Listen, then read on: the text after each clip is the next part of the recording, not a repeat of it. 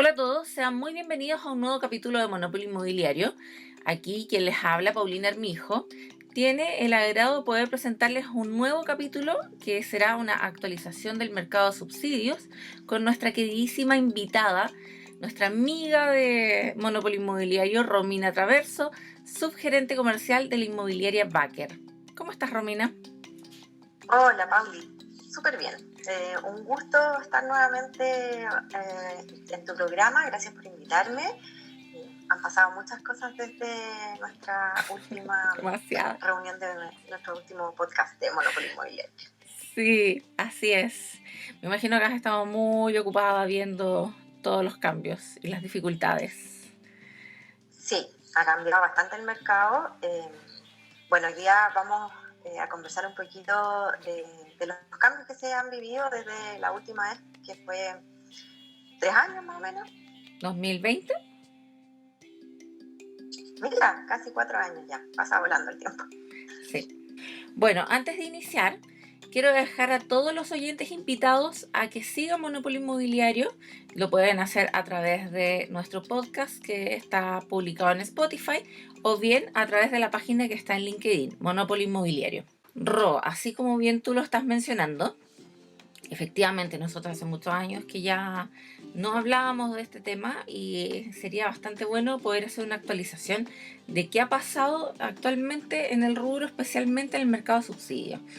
Porque de por sí tuvimos una pandemia entre medio, se han generado situaciones complicadas en cuanto a créditos hipotecarios, modificaciones en cuanto a precios, y así suma y sigue. Sí, ha sido una cadena de cosas.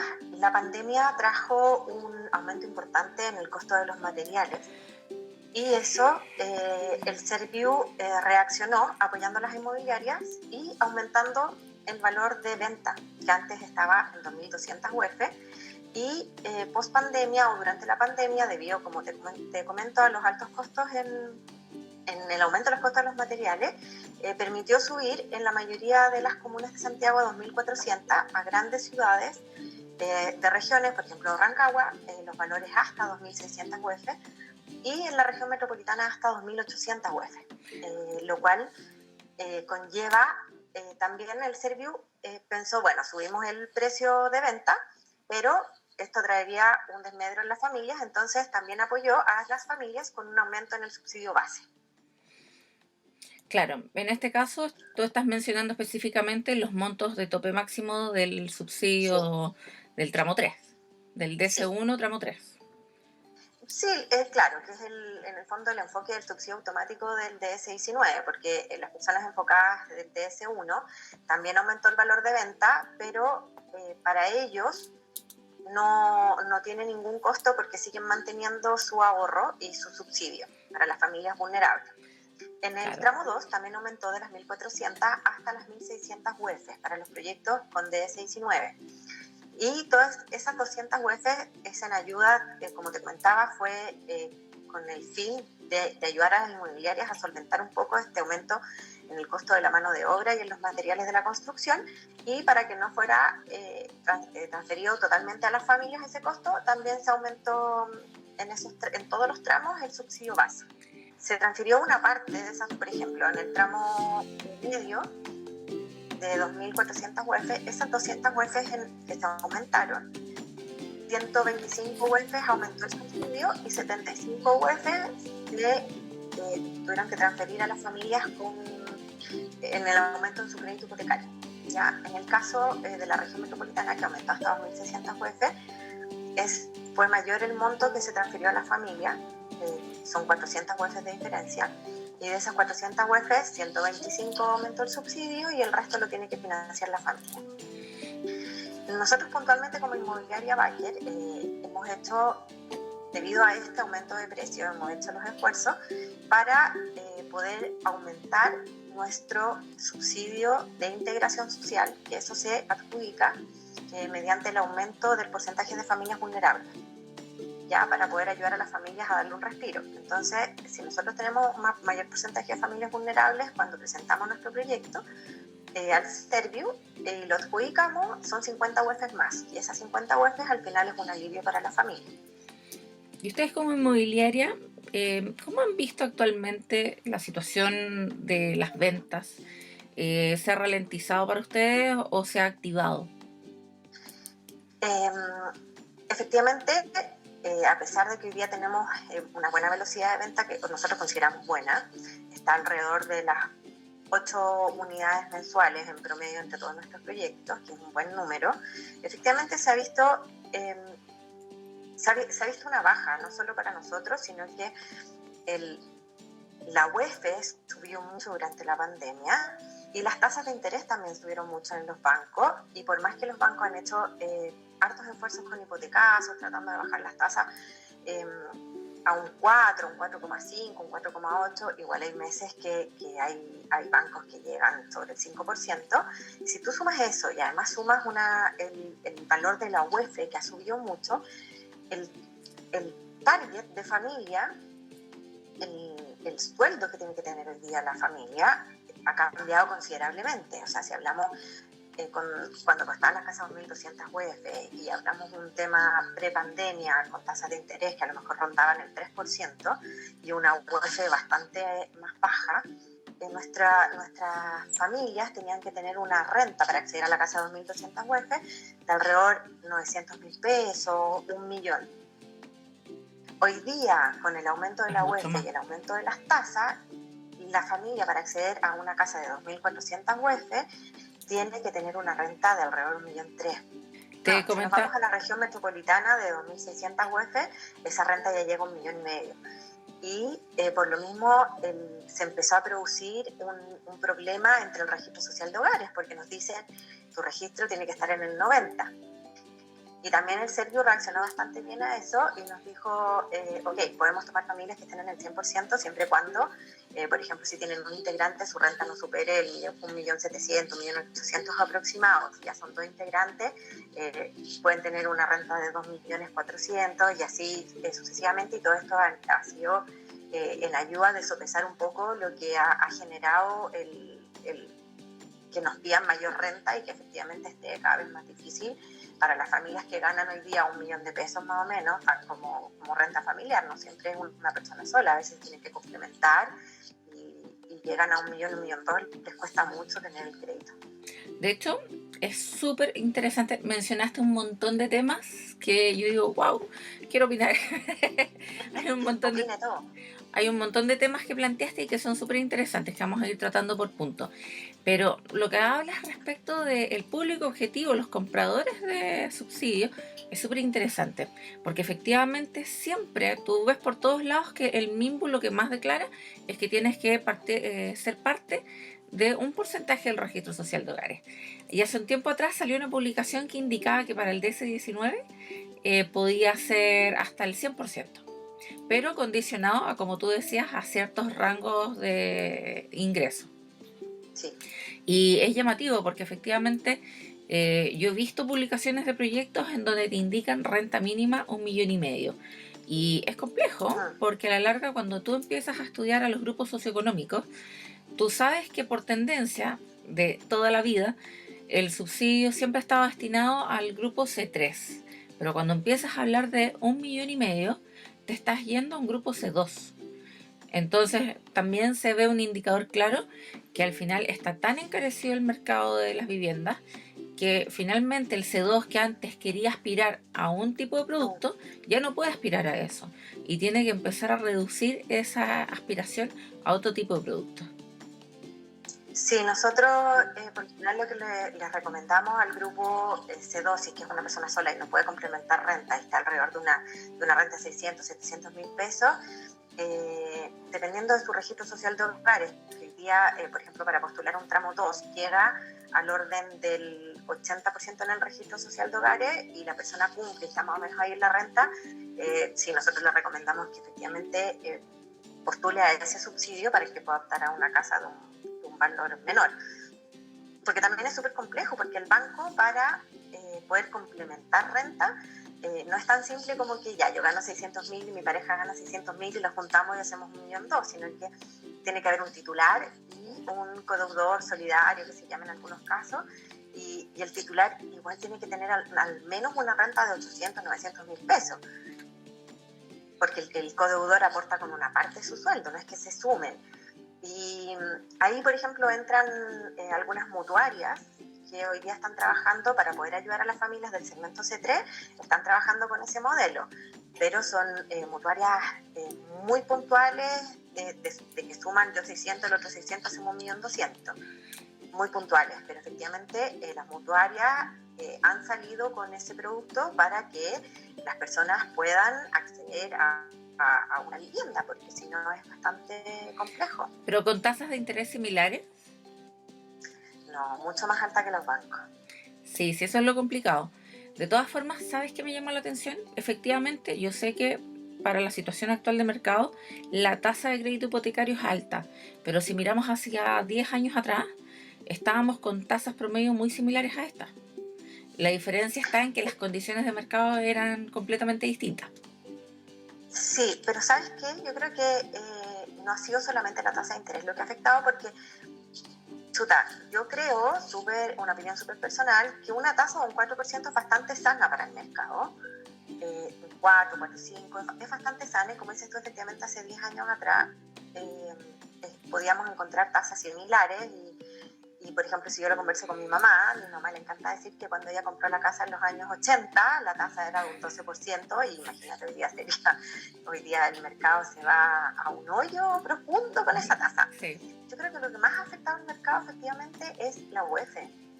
Los créditos son en UEF, y tú aplicas la tasa de interés y a lo mejor te da el mismo valor de UEF de hace 10 años atrás, que era, no sé, vamos a hacer una especulación, voy a inventarlo. Por ejemplo, eran las mismas 5 UEF, pero 5 UEF hace 10 años atrás, o hace 5 años atrás, o hace 3 años atrás, era mucho más baja que 5 UEF el día de hoy. Entonces, si yo calculo 5 UEF hoy día, me da un cuarto de una renta que hoy día es muy difícil de alcanzar. Entonces, yo creo que más que la tasa de interés por sí sola, lo que ha afectado mucho ha sido el aumento de la UEF, el valor de la UEF. Sí, de acuerdo. Es que tenemos varios factores. Está el aumento de la UEF. En paralelo está que el crecimiento de las rentas en la gente tampoco ha sido paralelo en comparación al aumento de los precios. No, entonces, no va acorde. Si, por ejemplo, el valor de un precio promedio en vivienda ha aumentado alrededor del 50%, la gente ha aumentado su renta aprox un 20%, 25%, siendo muy positivo. Siendo muy positivo, sí. Entonces, en ese aspecto también es algo que está influenciando mucho. Había una situación que se hablaba que el mercado financiero de Chile estaba un poco deprimido después de los retiros que se hicieron de los fondos en el periodo de pandemia. Entonces, que al tener menos fondos como país, estaba generando también una situación compleja para poder manejar finanzas dentro del mercado. Y que eso también generaba que se hicieran alzas tanto de la UEF, basados básicamente por cómo ha subido la inflación, y que ha sido lo que nos ha afectado también. Sí, hay un punto ahí. Bueno, nosotros nos ayudó bastante ese retiro. Por suerte para nosotros, algunas personas utilizaron esos retiros de las AFP para poder poner el ahorro para la compra de una vivienda. Nosotros nos vimos un poco beneficiados, algunas personas lo hicieron, pero no fue la tónica. Habían muchas necesidades en ese momento, y algunas personas hicieron los retiros para cubrir sus necesidades, para pagar deudas, para sobrevivir quizás un par de meses, pero también hubo una cantidad importante de gente que lo usó para comprar, que eso genera que haya mucho dinero en el mercado. Las compras de autos, compras de tecnología, incrementó mucho con los retiros. Sí, efectivamente es cierto. La situación es que al final el retiro de los fondos ayudó en ese momento, pero no, y algo que mencionaban muchos economistas en ese momento, iba a ser pan para hoy, hambre para mañana. Eso te iba a decir, yo creo que fue cortoplacista, no fue pensado a largo plazo. Fue súper cortoplacista, ayudó en ese momento, movió la economía, o, no sé, grandes tiendas, compras que quizás estaban paralizadas, pero claro, a largo plazo iba a traer sus consecuencias. Sí, otra cosa que a mí me llama mucho la atención es cuánto ha crecido la participación de proyectos inmobiliarios dentro del mercado, tanto en Santiago, bueno, región metropolitana, como en regiones. Porque si bien mira, hace un tiempo atrás alguien del rubro me sopló que había muchas inmobiliarias que definitivamente estaban considerando que el negocio de subsidios estaba siendo un nicho mucho más seguro para poder seguir desarrollándose, dado que al final siempre va a tener el apoyo constante del gobierno para poder seguir generando viviendas. Pero por el otro lado, se generaba una contradicción en donde muchos también estaban con esta inquietud de cómo vamos a poder seguir generando proyectos de subsidio con los valores que nos están solicitando y al mismo tiempo con el aumento en el costo de construcción. Mira, yo creo que todavía da, si la clave está en que cada vez es más difícil cumplir con la locación o con la ubicación, porque para un proyecto de 6 y 9, Serviu pide ciertas ubicaciones para evitar que estos proyectos empiecen a irse a la periferia, que fue que por eso nació el DS19, para evitar que queden marginados. O las familias vulnerables empezaron a quedar cada vez más marginadas o sin acceso a locomoción, fuera de las áreas urbanas, porque el precio de venta es el que te limita el valor del terreno. Te lo condiciona enseguida. Entonces hoy día los DS19 cada vez está haciendo más difícil también que estén dentro de la región metropolitana. Están dándose mucho mejor en ciudades a lo mejor colindantes. Por ejemplo, nosotros tenemos un proyecto en Melipilla, que en Melipilla se vende muy bien y muy rápido porque llegas a un precio de venta que es bastante más accesible. O sea, una casa que vale 2.600 UF, necesitas 80 UF de pie, que son casi 3 millones de pesos, bastante más accesible para una familia, y el subsidio te cubre gran parte de ese valor, y tu crédito queda en 1.800 y algo, 1.900 UF, dependiendo de lo que uno vaya poniendo para el pie, o, como te comentaba yo, también un factor importante es el subsidio de integración, que nosotros tenemos esas 50 UF más para que vaya en ayuda de la familia, porque al final se reduce 50 UF su crédito. Sí, yo creo que... Entonces, perdón, dale. No, te comentaba que entonces eso va generando que es más seguro, entre comillas, más allá del apoyo del Serviu, que necesitas menos renta. Y entonces, por eso, más que nada, yo creo que algunas inmobiliarias efectivamente evalúan el DS19, porque puedes tener una mejor venta que pensando en un proyecto sin subsidio, donde ese cliente, como te comento, necesita más pie, necesita tener más ahorro. Y hoy día está difícil para muchas familias el juntar el pie. También es un tema. Sí, de hecho se ha hablado mucho de que los nuevos compradores, o sea, las nuevas generaciones actuales, están siendo como conocidos la generación sin casa. Es que va a estar muy difícil, aparte que lo que se escucha siempre es que son generaciones que además les gusta, no sé, viajar. A mí me pasó una vez con un cliente en un proyecto en el sur que tenía todo listo, su crédito, todo listo. Y a último momento decidió no continuar con la compra porque me comentó que esas, no sé, 320.000 pesos que le iban a salir en el dividendo más o menos, él prefería gastarlo en otras cosas, en viajar, en salir a comer, sus prioridades eran distintas. Sí, es importante ese segmento, que complejo, o sea, situación novedosa. Algo que yo encuentro de todas formas muy positivo, yo de hecho estuve mirando antes de que nos reuniéramos los proyectos de Baker y me gustaron mucho. Hay algo que, y lo digo con mi visión de arquitecto, porque creo que una de las cosas importantes también es ir adaptándose a las necesidades actuales. Y algo que me llamó mucho la atención es la aparición de estos espacios de trabajo que se empiezan a generar en las casas. Que no sé si te acuerdas, pero hacia el año 2007 se colocaban muchos esos espacios de trabajo y nadie los utilizaba. La gente terminaba colocando el equipo de música, las plantas, qué sé yo. y ahora nuevamente retornaron en gloria y majestad para efectivamente poder utilizarlos, porque si bien el teletrabajo bajó su porcentaje de participación, sigue estando presente en muchas familias. Sí, hoy día se está usando bastante como el trabajo híbrido, que le dan la opción a las personas de al menos un día a la semana poder trabajar en la casa. Y nuestras casas han tenido que, bueno, también con los costos de construcción, lo que hemos conversado, ¿no? Siempre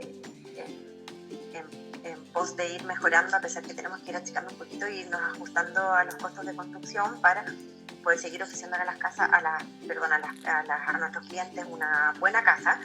Efectivamente eliminamos un baño y lo transformamos de vuelta en un home office, en un espacio para poder tener un escritorio, en retomar que a lo mejor los niños puedan tener un lugar para hacer sus tareas, en retomar que el papá que le toca un día híbrido pueda tener su espacio, que no sea necesario sacrificar el comedor, sacrificar el living, que empiezan a aparecer estos espacios que uno vamos a almorzar y tenés que empezar a comprar las cosas. Entonces, Claro. de generar este espacio, este lugar que quedó bastante bien. Nosotros hoy día ya tenemos pilotos que podemos empezar a ver realmente el espacio. Antes de eso era una idea y estaba en plano nomás, teníamos que pedirle a la gente que se lo imaginara. Imagínense cómo va esto. Imagínense Verlo, este está ahí. espacio.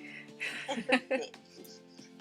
Así que aprovecho también de invitarte, que podríamos hacer un día, te invito a alguna de nuestras casas pilotos para que hagas un recorrido y puedas vivenciar en vivo y puedas transmitirla a las personas que nos ven a través de Monopoly estos espacios que estamos creando, que se están reviviendo en el mundo.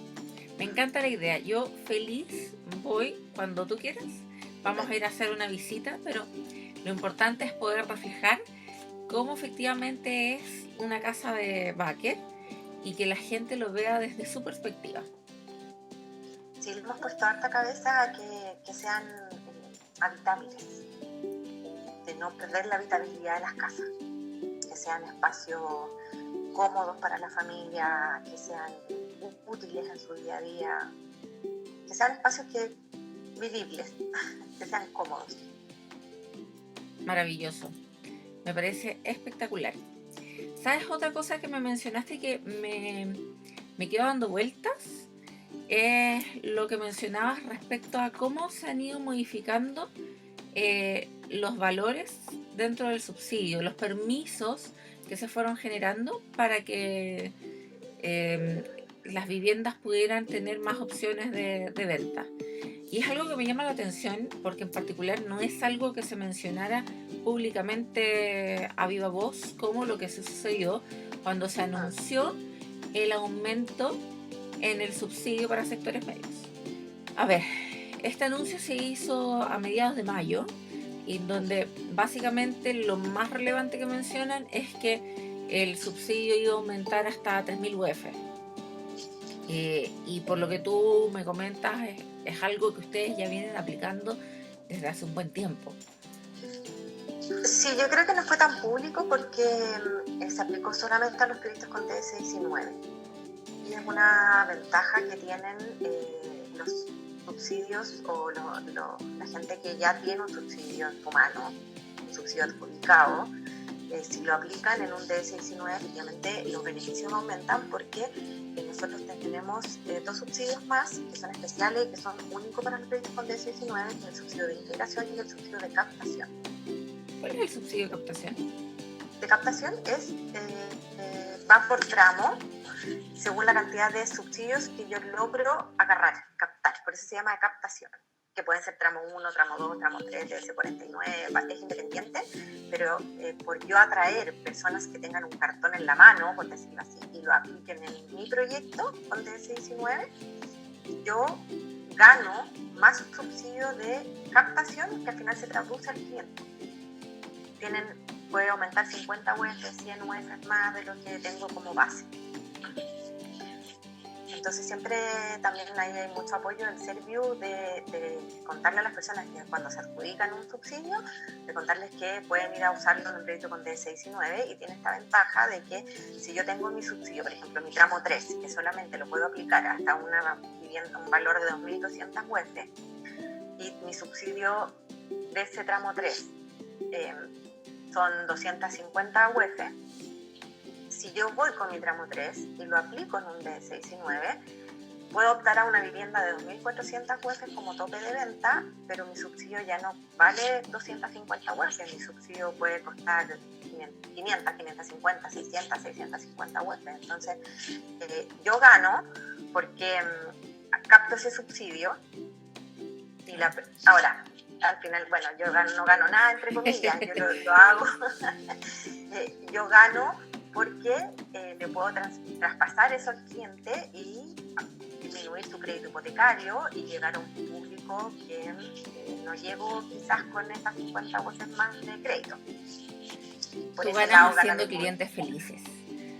Tengo clientes felices, ahí gano yo, por eso gano yo, pero se traspasa todo el cliente, entonces al final son beneficios para ellos.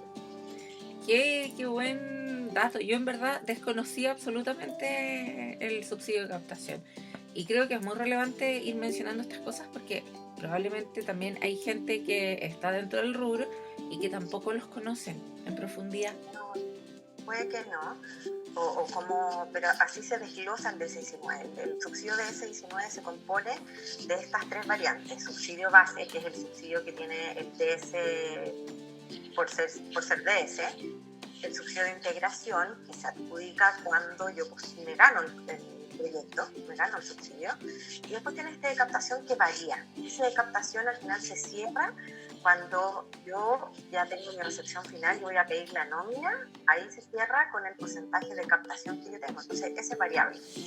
Y bueno, volviendo un poco a lo que comentábamos sobre este anuncio que hizo el gobierno, en general, ¿cómo lo ves tú? Porque en el fondo, a mi parecer, me da la sensación de que tampoco es tan claro, porque te entregan ciertas luces de lo que se puede hacer, pero al mismo tiempo sin darte especificaciones de cómo va a funcionar.